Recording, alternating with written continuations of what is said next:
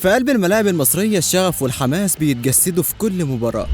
هنا في استاد القاهرة الدولي الجماهير بتتجمع تحت سما واحدة، وبيتحول الملعب لمسرح للأحلام والتحديات. يوم الاثنين 15 يوليو 2024 على قناة اون تايم سبورت هيلاعب الزمالك فريق بلدية المحلة بروح معنوية عالية لمواصلة سلسلة الانتصارات والاقتراب من الصدارة في الدوري، خاصة بعد فوزه على طلائع الجيش بهدفين مقابل هدف. ويحتل الزمالك المركز الخامس بجدول الدوري المصري برصيد 44 نقطة. بس على نقيض تماما خسر بلدية المحلة آخر مباراة من المصري البورسعيدي بهدف دون رد، ليحتل بلدية المحلة المركز ال16 برصيد 23 نقطة، ويبقى في موقف لا يحسد عليه. في تاريخ مواجهات الفريقين لحد لحظتنا دي لعب الزمالك مع بلدية المحلة 98 مباراة في جميع البطولات. فاز الزمالك في 61 مباراة، وفازت بلدية المحلة في 18 مباراة، وتعادل الفريقين في 19 مباراة، وسجل الزمالك 169 جول، وسجل بلدية المحلة 74 جول.